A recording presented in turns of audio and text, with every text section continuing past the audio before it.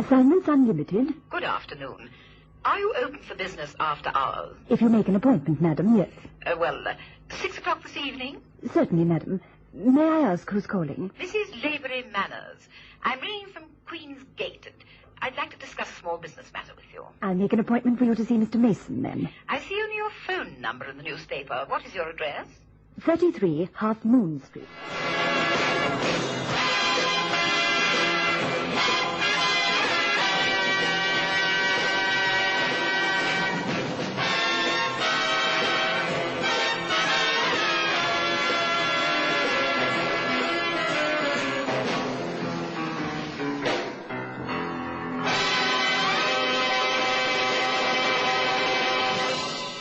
Mrs. Lavery Manners was the living embodiment of her name. Her etiquette was impeccable.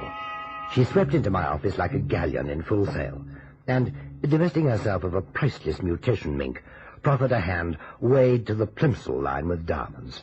With a toss of her immaculate coiffure, she introduced herself in those dulcet tones reserved exclusively for the English aristocracy. Good evening. I'm Mrs. Lavery Manners. You must be Mr. Mason. I am. Do sit down, Mrs. Lavery Manners. Oh, thank you. I'm sorry to have come so late, but your girl was most courteous and said you'd wait for me. You see, it's a matter of some urgency. Oh, we see clients at any time, madam. Now, what's your problem? Well, it's my dog, Tootsie. You see, he's accustomed to a regular routine, and that entails a walk through the gardens every evening at 8 o'clock. Now, this has been the duty of my butler, but unfortunately, the poor fellow has met with a slight accident and is incapacitated. I have applied to the Labour Bureau for a new butler. Oh, they're so difficult to obtain these days. In the meantime, poor Tootsie is pining away, and I thought you might be in a position to supply me with a man to take him out on his leash. Just until my own butler is well again, or until I find a temporary replacement from the Bureau. Oh, nothing could be easier, Mrs. Lavery Manners. What time would you want him to report and where? Oh, thank you so much. You don't know what a relief it is to find someone reliable. My address is 17 Queen's Gate, South Kensington. You know, just near the Victoria and Albert Museum. I'm sure your man will find it easily enough. Oh, he's well acquainted with London. He'll know where it is. Thank you again, Mr. Mason.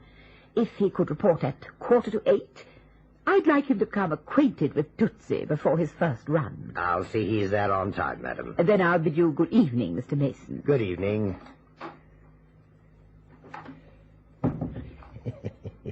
A matter of some urgency. Whoever dreamed up that expression, it's a dog's life. Yes? The lady's left, sir, but the perfume lingers on. Why haven't you gone home, Miss Fairweather? The lady said the matter was of some urgency, sir, so I thought I'd better stay around for a while. Well, I'm touched by your loyalty, Miss Fairweather. Well, I was waiting for Cannon anyway. Cannon? Is he coming here? Yes, sir. We're going to the Flicks. You were going to the Flicks?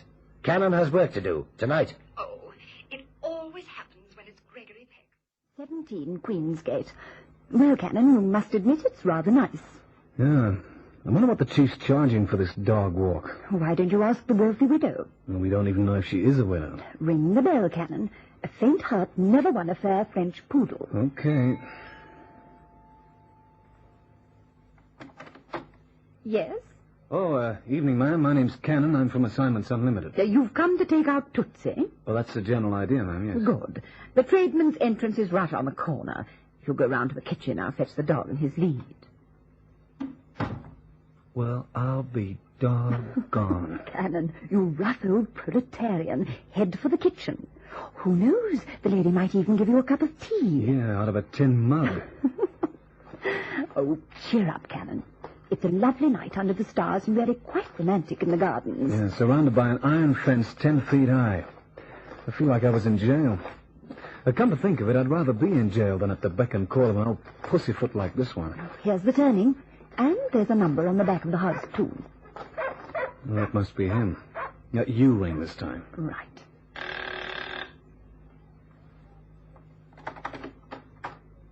Come in. Come in. Don't mind Tootsie. He's quite harmless. Is that Tootsie? Yes. You're to take him twice round the park. He needs plenty of exercise. But that's no poodle. I didn't say Tootsie was a poodle. A greyhound. Greyhound. That monster's pitch black. Sorry. It's just a manner of speaking, you know. Who's this with you? Oh, Miss Fairweather, the switchboard girl. She's keeping me company. I asked for only one person. So, you got two. Oh, well, I'll get the lead. If you'll excuse me. Crummy joint, this. All tinsel and glitter in front and a chuck wagon of a kitchen in the back. The old girl sure carries her class distinction to giddy heights. Cannon, come and look here. What is it? Look down the passage. The place is unfurnished. Well, maybe she just moved in. Well, that's unlikely. Can you think of a better explanation? Shh, she's coming back. Here we are, the lead and collar. Come, Tootsie. There's a good boy. That's right. Now, Mr. Cannon, twice round the park, and then bring him back to the back door again. That's all, I think. Okay, ma'am.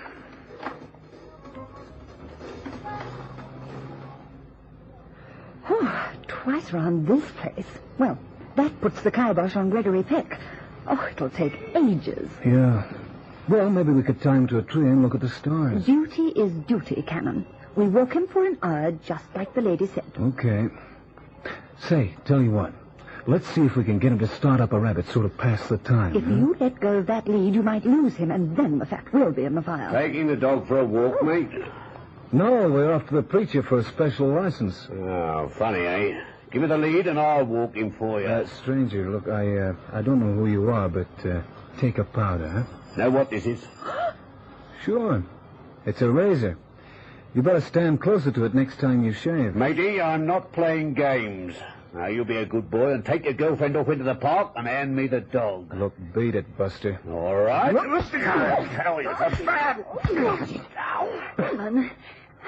You know something, baby? He was serious. Look, bring him round. I'd like to have a cozy fireside chat with him. Oh, the dog. You let him go. Well, what else could I do? That guy on the grass is a qualified barber. Come on, let's get after the dog. Come on. Oh, it's no use. No, I guess not. Whoever outran a greyhound anyway. Oh, boy, what a start to an assignment. Come on, let's get back to the mug with carving ways. Oh, well, what can we tell the lady at number 17? Well, that some hoodlum needed her greyhound. That canine cat means everything to her. She snuggles it to her bosom nights and coos nursery rhymes to put it to sleep. Cannon, the man you put to sleep has gone. Yeah, that's right. Oh, well, just my luck. It's all this class distinction that disturbs my sense of justice. I should have hit him with a rock. Well, I guess there's no use in delaying things. Come on, let's get back. Ring the kitchen doorbell, Miss Fairweather. Right. Say, how many dogs has the old girl got? Ring again. What's the matter with it? Try the door. It's locked. Let me see. But Cannon, she might just have gone out or something. If you break in, we can get into all sorts of trouble. Look, a guy tries to slice me with a razor. We lost the dog. There's another one howling its head off inside. How much trouble can you have in one night? I've got a bunch of keys here that'll open this door. If the old girl returns while we're inside, we'll say we left it open. There. Cannon, I'm scared. That's okay. I got my pocket flashlight. Say, the whole joint's in darkness. The old doll must have gone out. Yeah, like you said, place is unfurnished. What say we mosey around some? It's upstairs. Come on. Right.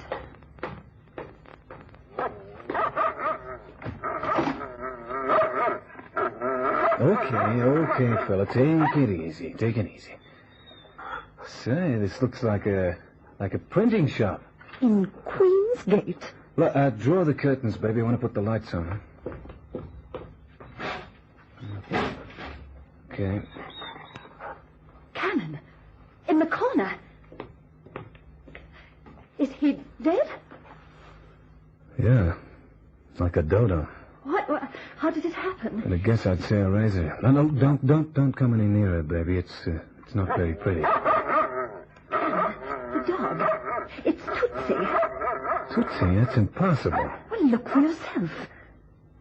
No, it's a canine double. It can't be Tootsie. That dog was shut in this room. The windows are shut. It's another dog. But it's exactly the same as Tootsie. Look, dogs don't spirit themselves through brick walls, and they never voluntarily closet themselves with a corpse. Say, did you notice a phone in the hall? No, I didn't. Hey, wait a minute. Somebody's arriving. Put the light out. Wait. Where can we go? In that cupboard. Now, come on, don't make a noise. Shh.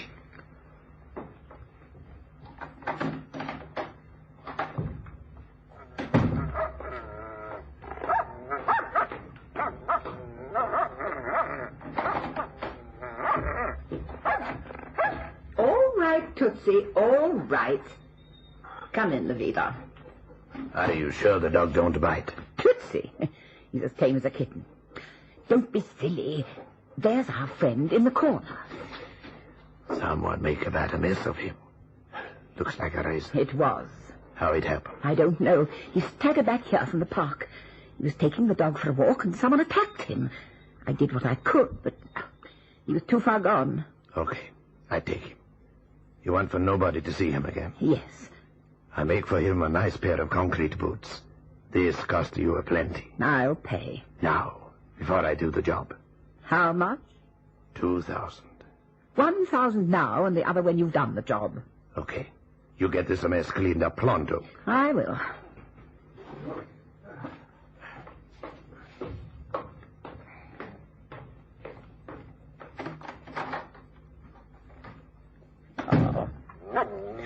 Poor Tootsie. Are you frightened here all alone? I don't remember drawing curtains. I wonder if... Oh.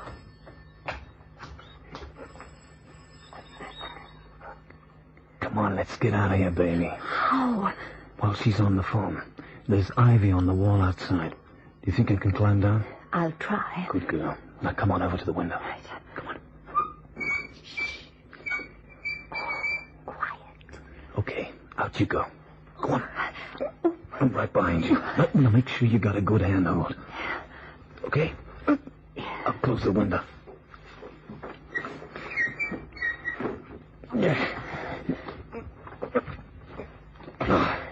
Made it. Hey, you're a great burglar, Cat. Don't you mean a cat burglar? Tootsie. Yeah, the right Tootsie. Well. He's still got his collar and lead on. Come here, boy. Come on. Come here. Got him. First lucky break this evening. Cannon, having made a mental note never to accept a job as butler to anyone, began to retrace his steps to the office, with the intention of telephoning me at the club. He didn't get that far. A newsboy caught his attention on a corner at Knightsbridge. Evening Standard, all the dog fixtures. Evening Standard, all the dog fixtures. Paper, Gov? Yeah, here. Thanks, Gov. Right. Evening Standard, all the dog fixtures. Evening Standard, all the dog fixtures. Cannon, what are you looking for? Just a hunch. Hang on. Yeah, here we are. Third race at Wembley. The dogs. Yeah, that black greyhound races for his living. Which one? Well, that's quite a point. Anyway, the name's the same. Look, third race. Tootsie, owner, Mrs. Lavery Manners. Honey, do you know how these dogs race? You ever been to the dogs? Not yet. But I have a funny feeling that if you don't report that dead butler, I'll soon be going to the dogs. And I mean that strictly metaphorically. No, wait a minute. Just let me read what it says here. The third race being over a longer distance should prove too much for the black greyhound, Tootsie. He has shown a great turn of speed over a sprint and was winner last time out in Manchester. Canine Who's says... Canine? Racing tipster. Canine says that the miller's son should win this race, and he's expected to show firm favorite on the tote when the betting opens. Yeah, now what do you think of that? Well, I might think all sorts of things, if you translated it for me. Well, it's like this. You see, tomorrow's Saturday, and the big race meeting at Wembley. There are 6 races set for tomorrow, and there are 6 different dogs in each race. The races themselves are run over different distances. Some dogs run well in a short sprint, and others do better over a longer course because they have greater stamina. Now, at the dog track, they have a totalizator board. You can bet in 2-shilling pieces or in pound notes, and every time somebody places a bet, the amount of money shows on the tote board. The odds are calculated by the amount of money placed on each dog. Poor little thing. No, they love it. In addition to the tote, there are bookies who make their own odds. I don't see what all this has to do with the dead butler. Well, neither do I yet. But I want for you and me to be at that dog track tomorrow night and see how well Tootsie runs. You've forgotten one thing, Cannon. You have to take a dog round the park twice, starting at 8 o'clock. Well, you'll never get to the dog track on time. Yeah, but this is where the conspiracy begins. If Tootsie is running in the race, then he can't be walked round the park, can he? Not even a dog can be in two places at once. But there are more than one Tootsies. In fact, there are two. We saw them. Correct, my beautiful Belle. But Mrs. Lavery Manners doesn't know that we know. And what's more, she mightn't want us to know. Why? If I knew the answer to that one, I wouldn't be standing on Knightsbridge Corner looking for a coin for the telephone booth. Well, you're going to phone her? Well, why not? If she says there's more than one Tootsie, then we'll go to the office and ring up the chief. But if she says what I think she'll say, then we keep Mum and go to the dogs tomorrow in time for the third race, okay? Well, what about tonight? Well, I've got a frozen pie in my apartment, and you're just the doll to thaw it out. Come on.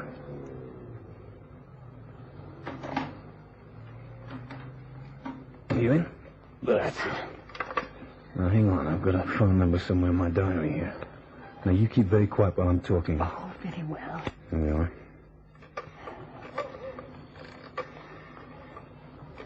5, 3, 4, 2, 3.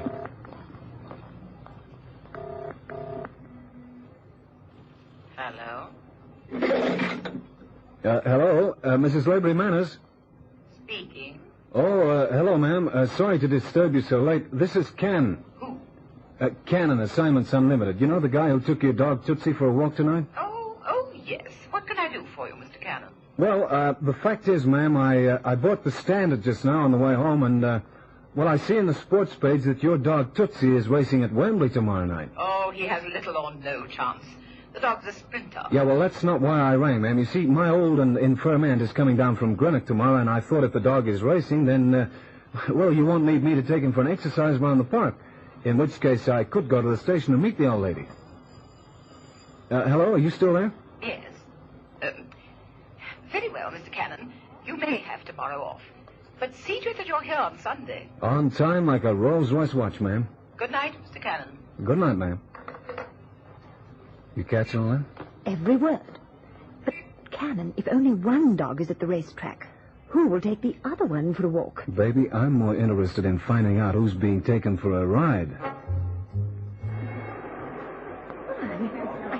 Oh, it's exciting, Cannon. We must come to the dogs again. Yep, it's great fun if you just watch it.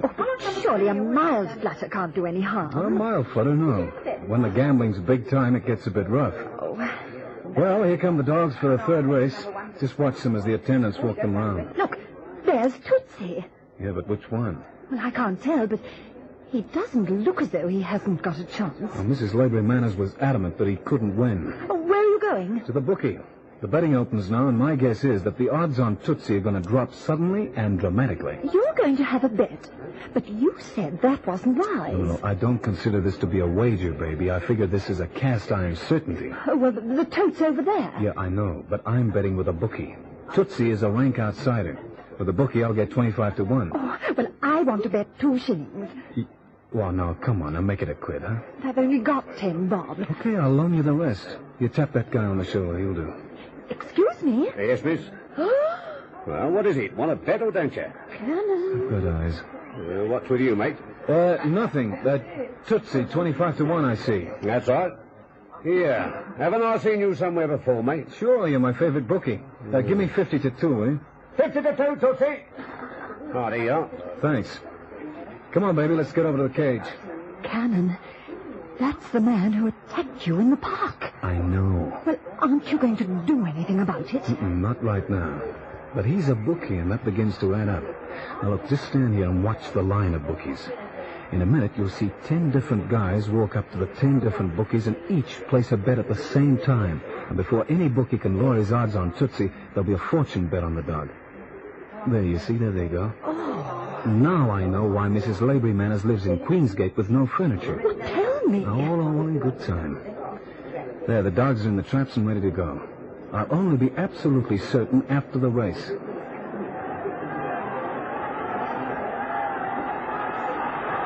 race number 3, the third race on the card.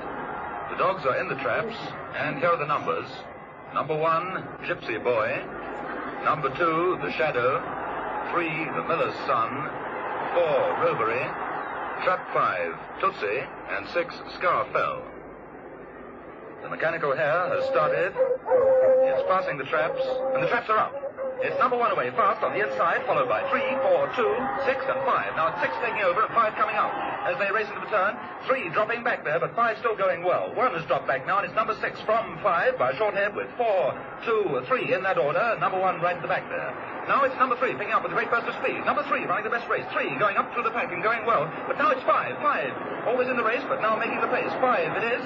5 going ahead of run, and 5 is going to win easily. 5 running out an easy winner, yes. Number 5 it is, followed by 3, 6, and others also ran. The winner of race number 3, number 5, Tootsie. Number 5, Tootsie. Oh, we won, Cannon. £25. Oh, just think of it, £25 each. Oh. Tote payout on number 5, 60 shillings. The tote payout on number 5 in the third race, 60 shillings. You hear that? 60 shillings for each 2 shillings or a multiple of 2 shillings bet on the dog. In other words, 30 to 1. It was a complete outsider and nobody even gave it a chance. Now, look at the bookies' boards before they rub them off. 6 to 4 on. That means you have to put £6 on to win 4. Oh. But not the 10 men who bet just before the race. You're a clever girl, Mrs. Lavery Manners. Mrs. Lavery Manners had hit upon a certain way to outwit the strict supervision of the dog tracks. She had bred and trained a series of greyhounds, all jet black in colour. They were trained to run over different distances, and she rang the changes with them racing what the acceptors thought was a sprinter over a long distance, and vice versa. The odds on her dogs were therefore always high, and her gang of criminal punters moved in on the bookies when she gauged the time to be ripe. The house in Queensgate was the perfect cover, and provided her with a hideaway for the dogs and a print shop in which she could forge the dogs' papers that showed their physical statistics as well as their colour. Thus it was that she had a whole litter of dogs registered under one name. The bookie Sammy suspected the truth, but thought Mrs. Lavery Manners' butler was the culprit, and so the unfortunate butler was cut to pieces with a razor. Sammy paid the extreme penalty, and at the moment Mrs. Lavery Manners is safely inside an institution, where she has something in common with her erstwhile litter. You see, these days she too is known only by her number.